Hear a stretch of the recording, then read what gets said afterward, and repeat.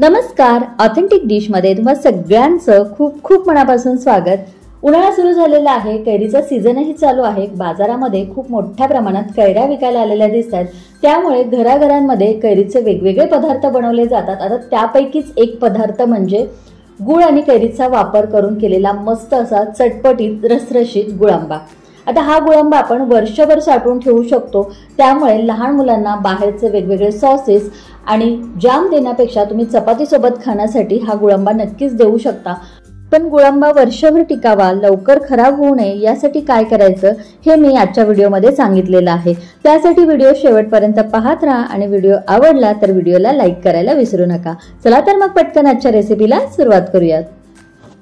तर आज आपण 1 किलोच्या प्रमाणात गुळांबा बनवणार आहोत आणि त्यासाठी इथे बघा मी 1 किलो ताजी फ्रेश गाभेदार अशी तोतापुरी कैरी घेतलेली आहे। कैरीचा गुळांबा बनवण्यासाठी शक्य असेल तर तोतापुरी कैरीचा वापर करा, कारण तोतापुरी कैरी खायला थोडीशी कमी आंबट असते, त्यामुळे तोतापुरी कैरीचा गुळांबा खायला चांगला लागतो, थोडासा कमी आंबट लागतो। आता या कैऱ्यांवरती बऱ्यापैकी चीक असतो, त्याचबरोबर काही जंतुनाशक देखील मारलेले असतात, त्यामुळे आपल्याला कैऱ्यांना सुरुवातीला अगदी व्यवस्थित स्वच्छ धुवून घ्यायचंय। यासाठी इथे बघा मी कैऱ्या पाण्यामध्ये बुडतील इतपत पाणी घातलेलं आहे आणि आता यामध्ये आपल्याला थोडंसं मीठ घालायचं आहे। आता ह्या कैऱ्या आपल्याला मिठाच्या पाण्यामध्ये 15 ते 20 मिनिटं अशाच ठेवून द्यायच्यात। 15 मिनिटांसाठी कैऱ्या मिठाच्या पाण्यामध्ये भिजत ठेवल्या। आता कैऱ्यांना हाताने असं चांगलं चोळून स्वच्छ धुवून घ्यायचंय, म्हणजे मग यावर असलेले जंतुनाशक त्याचबरोबर याला लागलेला चीक देखील निघून जाईल आणि कैऱ्या अगदी व्यवस्थित स्वच्छ धुतल्या जातील। तर कैऱ्यांना आपल्याला 2 ते 3 पाण्याने चांगलं स्वच्छ धुवून घ्यायचंय आणि त्यानंतर कैरीवरती पाण्याचा अंश शिल्लक राहू नये याकरता कोरड्या कपड्याने कैऱ्या अगदी व्यवस्थित छान पुसून घ्यायच्या आहेत। तर हे बघा कैऱ्यांना मी व्यवस्थित पुसून घेतलं। आता काय करायचं, कैरीची साल निबर असते त्यामुळे खायला ती थोडीशी तुरट लागते, त्यामुळे आपल्याला पिलरच्या मदतीने कैरीची साल बाजूला काढून टाकायची आहे। तर त्यासाठी कैरीचा पुढचा देठाकडचा भाग सुरीने आपल्याला कट करून घ्यायचा आहे आणि त्यानंतर कैरीची आपल्याला पिलरच्या मदतीने साल काढून घ्यायची आहे।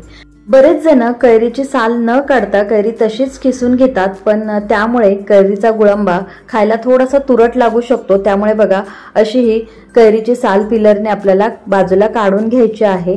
तर हे बघा इथे मी कैरीची साल काढून घेतलेली आहे। आता सारख्याच पद्धतीने आपण शिल्लक राहिलेल्या कैरीची देखील साल काढून घेणार आहोत।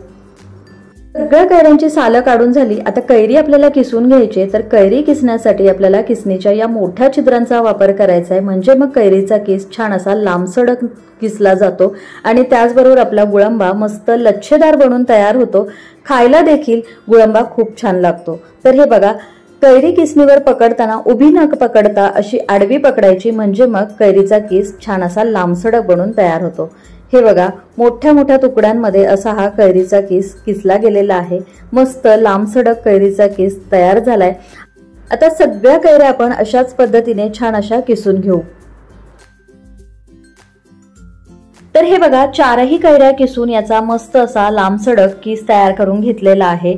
आता लगेचच आपण याचा गुळांबा बनवायला घेऊयात। तर त्यासाठी इथे बघा मी गॅसवर कढई गरम करायला ठेवलेली आहे। या कढईमध्ये आपल्याला 1 ते 2 चमचे साजूक तूप घालायचं आहे आणि तूप चांगलं गरम झालं की मग यामध्ये आपल्याला 5 ते 6 लवंगा आणि 4 ते 5 आपल्याला दालचिनीचे तुकडे घालायचे आहेत। दालचिनी आणि लवंग छान अशी तडतडली गेली की आपण हा किसून घेतलेला जो कैरीचा किस आहे तो यामध्ये घालायचा आहे। कैरीचा किस कढईमध्ये घातल्यानंतर मंद ते मध्यम गॅसवरती याला सतत एकसारखं हलवत फक्त 1 मिनिट भरासाठी आपल्याला परतून घ्यायचं आहे।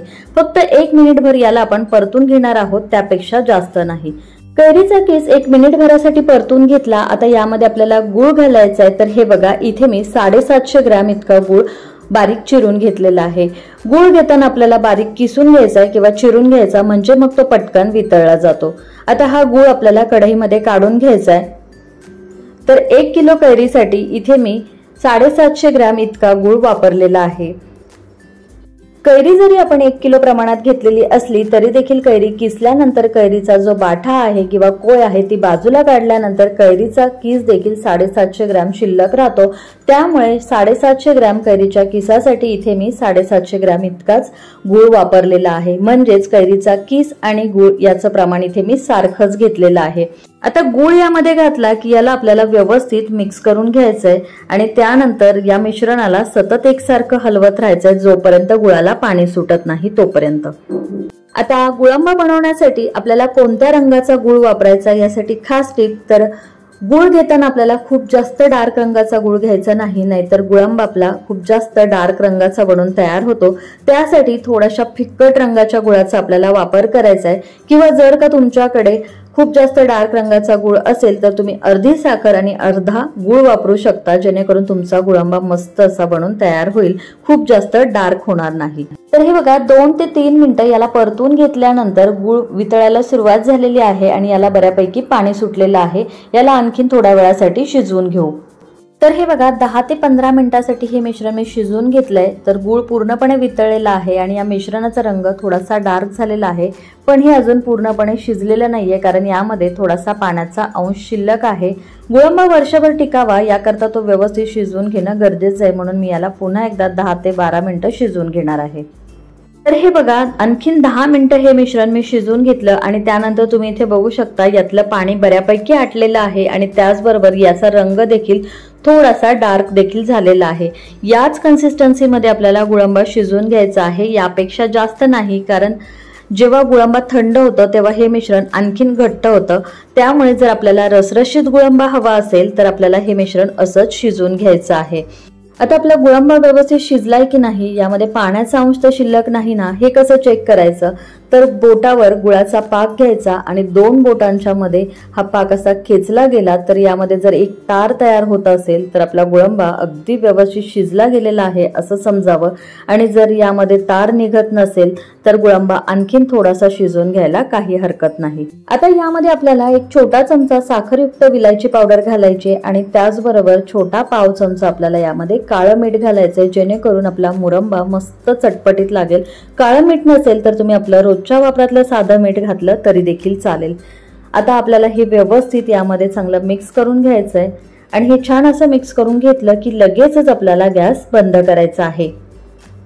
आता यानंतर आपल्याला मुरंबा पूर्णपणे थंड करून घ्यायचा आहे आणि मुरंबा छान असा थंड झाला की मग आपल्याला तो काचेच्या हवाबंद बरणीमध्ये भरून ठेवायचा आहे। काचेची बरणी घेताना ती स्वच्छ धुवून पुसून कोरडी करून घ्यायची।